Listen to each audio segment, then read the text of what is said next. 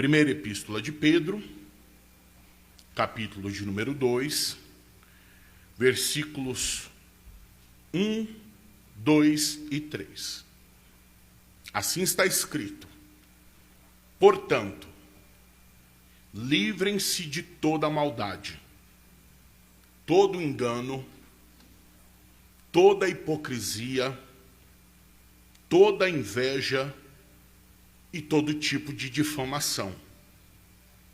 Como bebês recém-nascidos, desejem intensamente o puro leite espiritual, para que, por meio dele, cresçam e experimentem plenamente a salvação, agora que provaram da bondade do Senhor.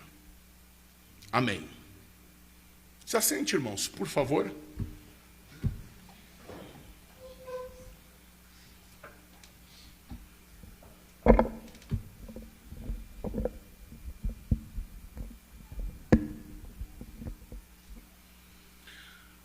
A essa altura, irmãos, como resposta à hostilidade do mundo em relação ao cristão, nós vimos que o cristão, ele deve viver como um eleito em um mundo hostil, de acordo com os versículos 1 e 2 do capítulo 1.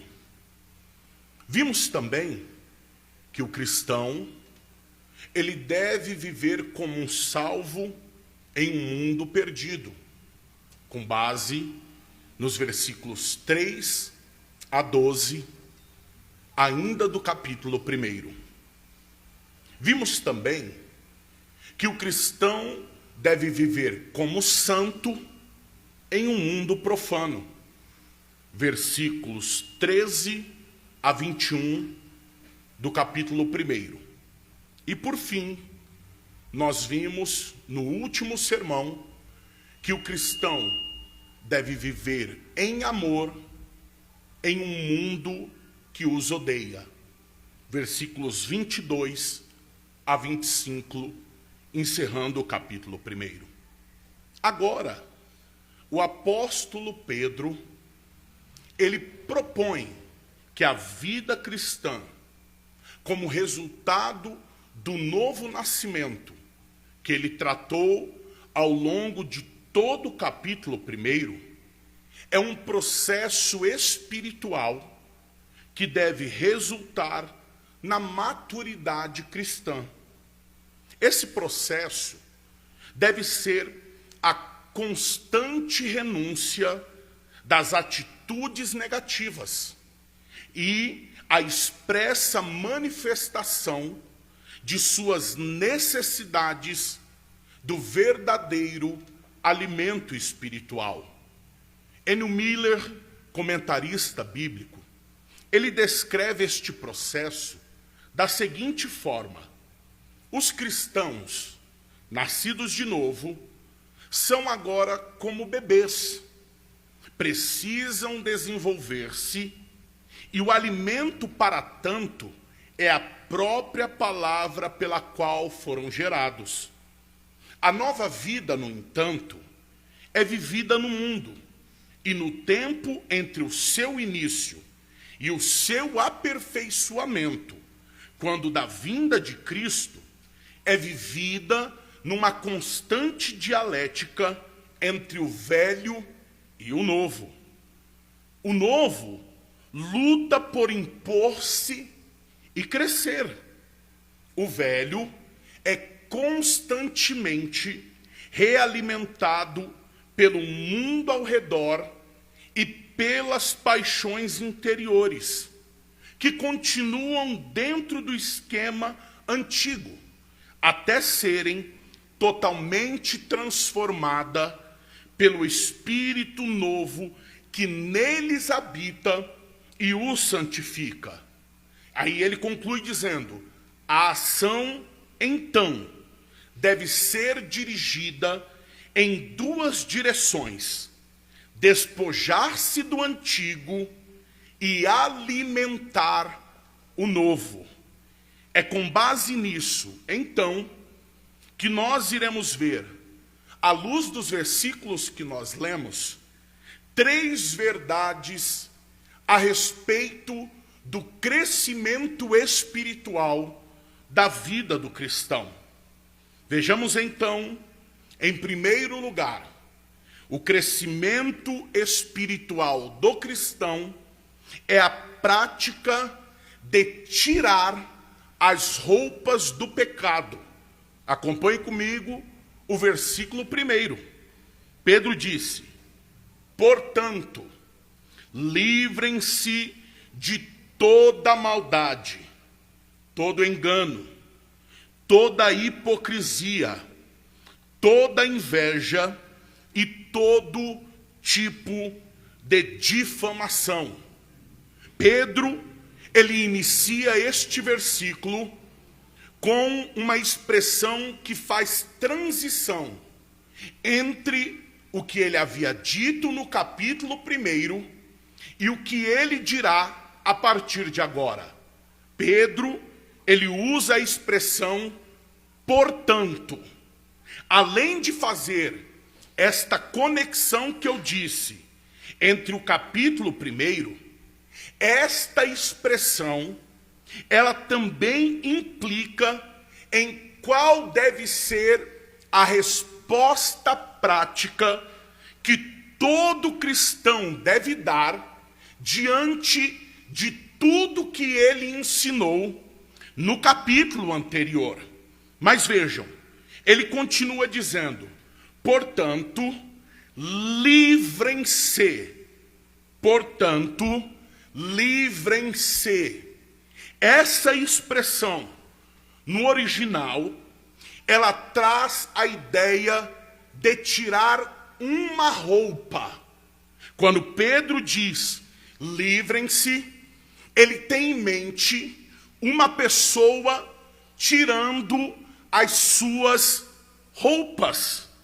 Aqui, o apóstolo, ele está apresentando de modo metafórico como deve ser a busca do cristão em relação ao crescimento espiritual. Ou seja, para Pedro, o cristão deve buscar o crescimento espiritual tirando as roupas. Mas a que roupas eu estou me referindo? A partir daqui, ele apresentará 5 adjetivos, que todos eles estão relacionados com o pecado. Logo, as roupas aos quais Pedro diz que nós devemos tirar para buscar o crescimento espiritual são as roupas do pecado. E com isso, eu quero aqui, metaforicamente, descrever 5 peças dessa roupa espiritual que Pedro nos exorta a tirá-las a fim de crescermos espiritualmente. A primeira peça a qual o apóstolo fala é a peça da maldade. Vejam, ele diz assim: portanto, livrem-se de toda maldade. O que é maldade? Essa expressão, ela traz a ideia de alguém que propositalmente causa dor, mal ou sofrimento ao seu próximo. Quando Pedro fala de maldade, ele está falando de alguém que causa dor, que causa mal e que causa sofrimento ao próximo. A segunda peça da roupa do pecado, que o apóstolo diz que todo cristão que busca o crescimento espiritual deve tirar, é a peça do engano. ele continua dizendo: portanto, livrem-se de toda maldade, todo engano. Engano aqui para Pedro, irmãos, é uma espécie de espírito traiçoeiro. Ou seja, é uma ação de alguém que não hesita em usar meios duvidosos, meios questionáveis para se sobressair, para levar vantagem, para obter algum tipo de lucro. Sabe quando você vai comprar alguma coisa em um supermercado? Essa coisa custou R$5. Você deu uma nota de 50. E ainda assim, a pessoa do caixa te devolve R$50 de troco. Você vendo aquilo, você não devolve para fazer o que é correto? É o engano a qual Pedro está se referindo. É utilizar-se de qualquer meio a fim de obter vantagem, a fim de se sobressair. Mas Pedro continua. Ele apresenta a terceira peça das roupas do pecado que o cristão deve tirar a fim de buscar crescimento espiritual. Ele diz: portanto, livrem-se de toda maldade, todo engano, toda hipocrisia. O que é hipocrisia? Hipocrisia é a pessoa que finge ser aquilo que ela não é. Sabe o que é interessante? Essa expressão, ela tem origem nas encenações gregas do mundo antigo. Os atores, quando iriam representar em suas encenações teatrais, a fim de transmitir as emoções e os sentimentos daquele personagem, eles usavam uma máscara. A máscara demonstrava uma coisa, mas aquilo não era a realidade daquele ator. E é nisso que Pedro está pensando, que é incompatível para o cristão mostrar ou transparecer aquilo que ele não é. No cristão não pode haver engano, dúvida e nem sombra de variação. O cristão, ele deve ser autêntico. É por isso que Pedro diz que a hipocrisia deve ser uma das peças do pecado que todos nós devemos tirar, buscando crescer espiritualmente. Mas a quarta peça que Pedro diz que o cristão deve tirar, visando buscar alcançar o crescimento espiritual, é a peça da inveja. Ele continua dizendo: portanto, livrem-se de toda maldade, todo engano, toda hipocrisia, toda inveja. A inveja é uma atitude que se expressa no desejo de possuir o que é do outro. É um sentimento nocivo que vai corroendo aquele que por ela é tomada, buscando de alguma forma tomar, em outras medidas contestar o que determinada pessoa tem. E mesmo assim, irmãos, isto é algo que qualquer ser humano, inclusive cristãos, está passível de ser tomado. A inveja. Paulo já tratou sobre isso na carta aos Coríntios. Tiago, na sua carta, também tratou sobre a inveja entre os cristãos. E sabe qual é o grande problema da inveja? É que a inveja faz com que nós anulemos a soberania e o cuidado de Deus para com seus filhos. Porque a partir do momento que eu invejo o que o meu irmão tem, eu estou dizendo que Deus é incapaz de cuidar de mim de forma tão zelosa, assim como Ele cuida do meu irmão. Eu estou dizendo com isso que Deus, Ele tem preferidos entre os seus filhos, e isso é balela. Deus enviou seu filho para morrer igualmente por todos.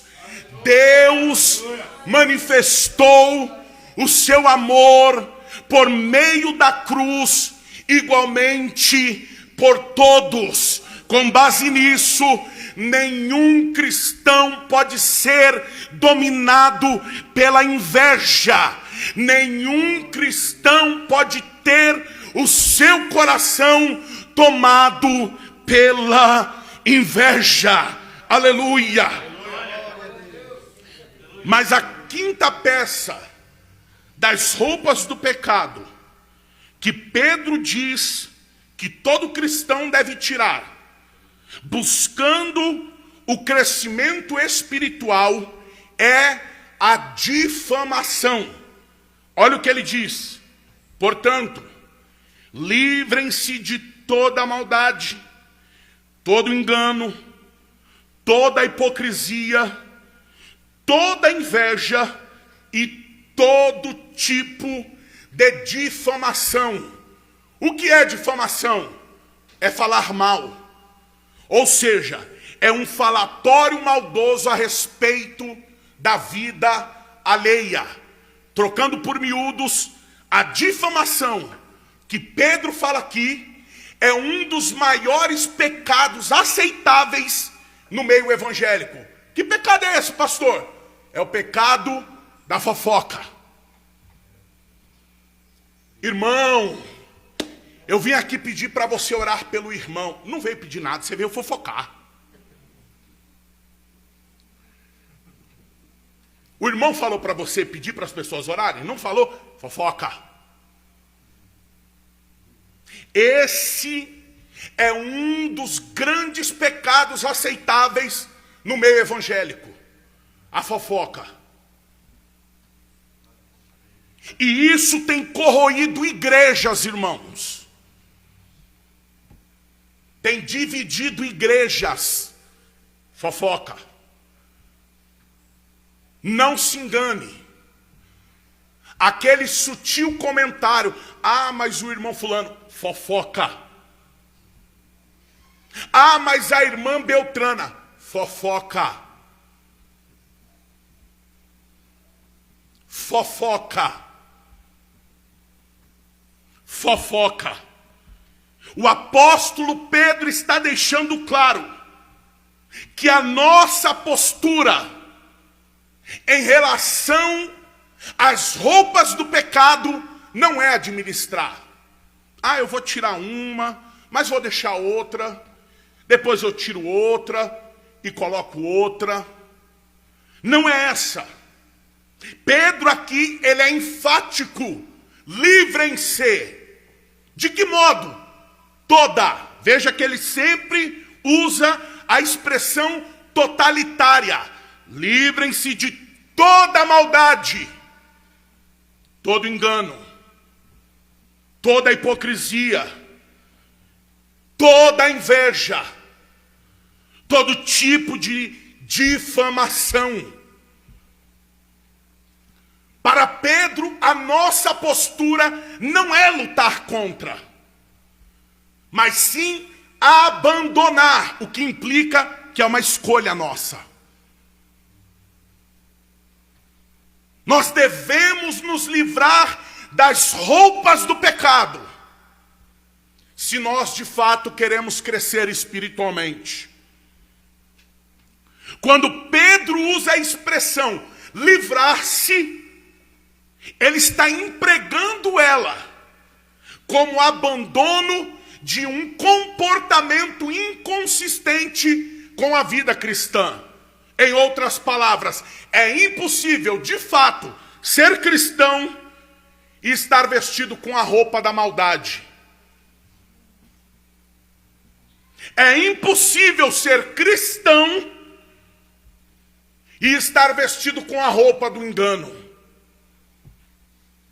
É impossível ser cristão de fato e estar vestido com a roupa da hipocrisia. É impossível ser cristão e ter o seu coração tomado de inveja por aquilo que Deus concedeu ao seu irmão. É impossível ser cristão e estar assentado à roda dos escarnecedores, porque não se engane, os escarnecedores a quem o salmista no Salmo 1 se refere, não são povos pagãos, são aqueles que estão entre o povo do Senhor, são aqueles que frequentam o templo do Senhor, mas que as suas vidas não é direcionada segundo as leis do Senhor. Nesta noite, o Senhor nos conclama: abandone as roupas do pecado. Enquanto não abandonarmos estas roupas, nós seremos imaturos espiritualmente. Aleluia. Mas em segundo lugar, o apóstolo Pedro, ele diz que o crescimento espiritual do cristão é o anseio pelo verdadeiro alimento espiritual.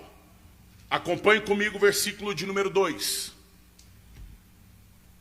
Assim está escrito: como bebês recém-nascidos, desejem intensamente o puro leite espiritual, para que, por meio dele, cresçam e experimentem plenamente a salvação.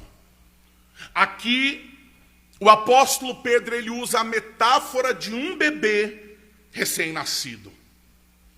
Mas entendam, essa metáfora, ela não deve ser entendida como a descrição de alguém recém-convertido. Essa metáfora, ela não deve ser entendida como um símbolo de pureza ou de ingenuidade. Essa metáfora também não deve ser entendida como uma representação de alguém imaturo. Não é essa a mentalidade e a ideia de Pedro. Quando Pedro usa a metáfora do bebê, na verdade ele tem a intenção de descrever a postura do cristão no que diz respeito ao seu crescimento espiritual. Ou seja, e ele diz isso: assim como um bebê recém-nascido, que não somente necessita, mas que também deseja o leite para alimentar-se, o cristão deve ansiar, deve desejar o puro leite espiritual.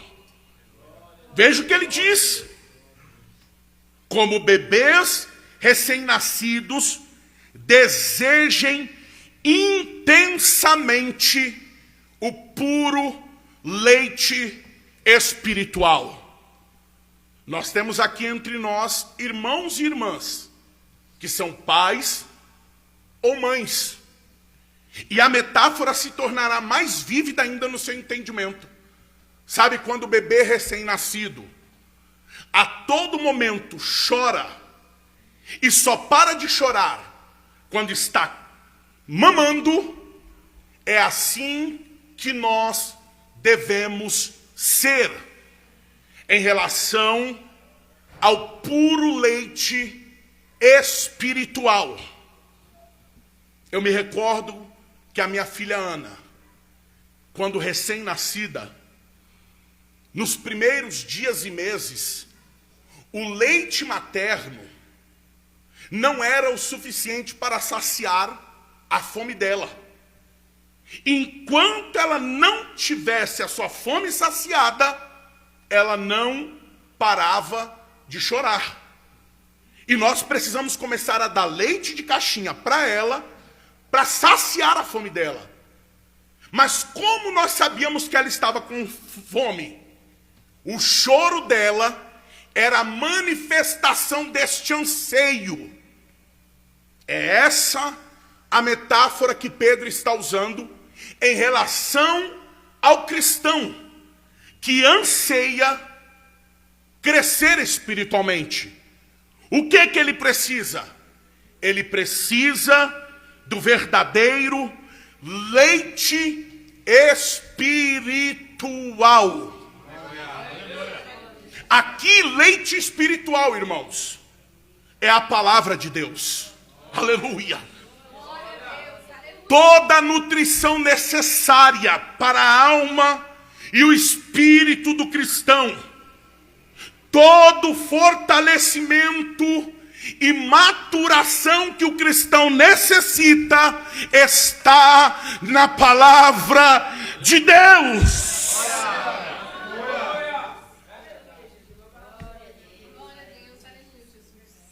Sabe por quê, irmãos?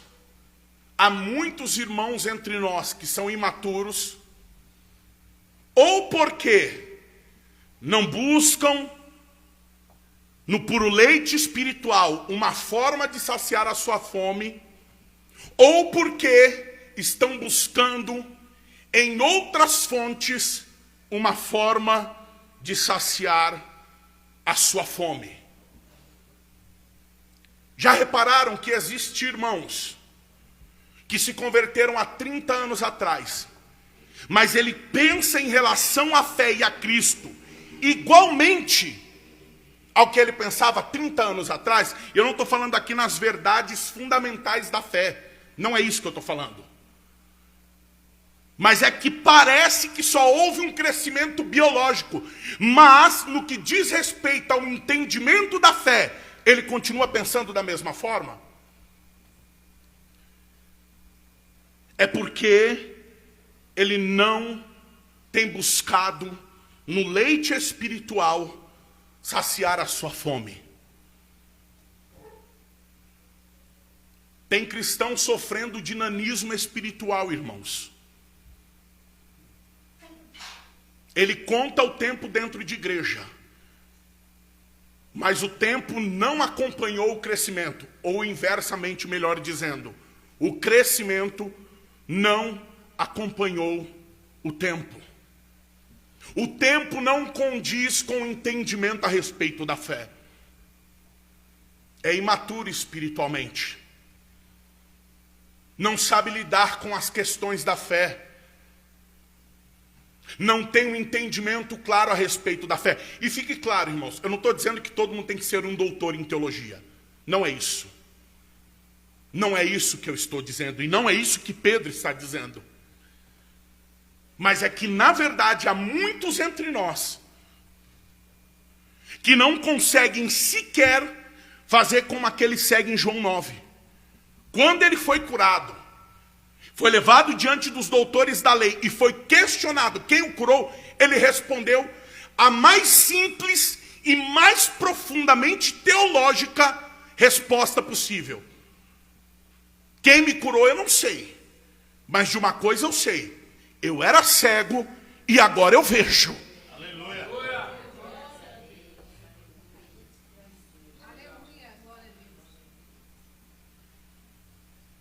Aleluia. Pedro então deixa claro que o resultado dessa nutrição espiritual por meio da palavra é crescer, irmãos, e experimentar plenamente a salvação. Ele diz, para que por meio dele, ou seja, por meio do leite puro, por meio da palavra, vocês cresçam e experimentem plenamente a salvação. Como nós vimos anteriormente no capítulo 1 e o versículo 5, a salvação ela acontece em dois tempos. No presente, quando cremos de todo o coração e confessamos com a boca que Jesus é o Senhor, e no futuro, quando ela se completar nos céus. Ou seja, o que Pedro está dizendo aqui é: o alimento espiritual é o que nos manterá firmes e fortes até que a salvação se revele plenamente. Aleluia. Quer continuar firme e forte em direção ao céu? Beba o alimento espiritual. Beba o alimento espiritual. Beba o alimento espiritual. O que mantém o crente de pé não é campanha. O que mantém o crente de pé não é voto. O que mantém o crente de pé não é colocar a água em cima da televisão. O que mantém o crente de pé firme e forte na jornada em direção ao céu é o puro leite espiritual da palavra de Deus.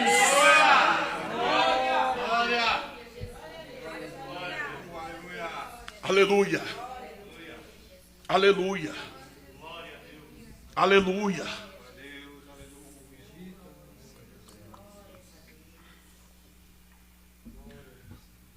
Mas em terceiro e último lugar,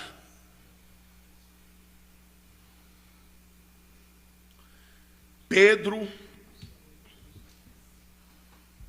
ele apresenta para nós que o crescimento espiritual do cristão é o reflexo da bondade de Deus. Versículo 3, ele conclui: agora que provaram da bondade do Senhor. Esse versículo está diretamente atrelado com o anterior. O crescimento espiritual, por meio do puro leite espiritual, é um reflexo da bondade do Senhor. É isso que Pedro está dizendo.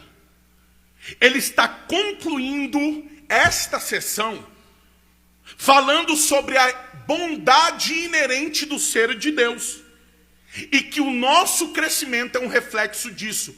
Ou seja, à medida que crescemos espiritualmente, as nossas vidas se tornam como um espelho que está refletindo uma imagem. E qual é essa imagem? A imagem de que Deus é bom.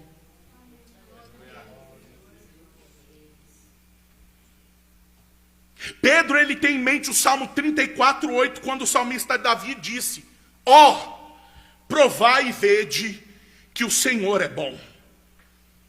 O contexto do Salmo 34 ali, Davi está falando ali de um momento de grande aflição. E aqui se revela a nós uma das mais belas verdades da fé cristã. Ainda que tudo à nossa volta seja dor e aflição, Deus continua sendo bom. Aleluia. Glória a Deus. E aqui, irmãos, tem uma metáfora também muito importante. Assim como o crescimento de um filho tem a influência de um pai, o nosso crescimento espiritual reflete a bondade de Deus. O crescimento dos nossos filhos, eles refletem o cuidado que nós tivemos para com ele. A educação dos nossos filhos é um reflexo de quem nós somos em casa. A vida cristã dos nossos filhos é um reflexo do discipulado que empregamos a ele. Se os nossos filhos estão bem vestidos, bem alimentados, limpos, com roupas limpas, tudo isso reflete o nosso cuidado para com os nossos filhos. E de igual modo, o nosso crescimento, ele reflete a bondade do Senhor. Assim como quando os nossos filhos vão em determinado lugar, se comportam de modo ético, correto, pedem licença, dizem por favor, dizem bom dia, boa tarde, boa noite, são honestos. As pessoas olham e dizem, nossa, como a irmã fulana educou bem o filho, né? Como o irmão fulano educou corretamente o filho. De igual modo, quando nós nos tornamos maturos espiritualmente, a imagem que nós estamos transmitindo para o mundo é de que Deus é bom. Aleluia. Meu Deus, como pode? Essa irmã tem os filhos enfrentando luta. Mas veja, é uma irmã sóbria. Não cuida da vida alheia. Sempre está pronta a ajudar os outros. Realmente, essa irmã é crente de verdade. Em outras palavras, glória ao Deus dessa irmã. Aleluia. A pergunta diante disso é: que imagem nós estamos transmitindo em relação ao nosso Pai?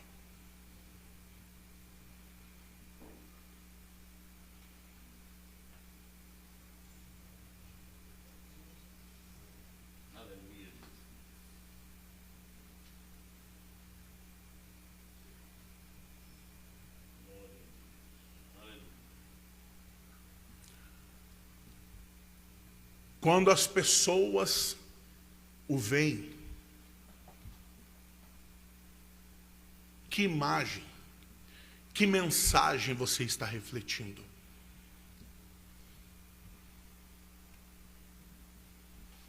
Nesta noite,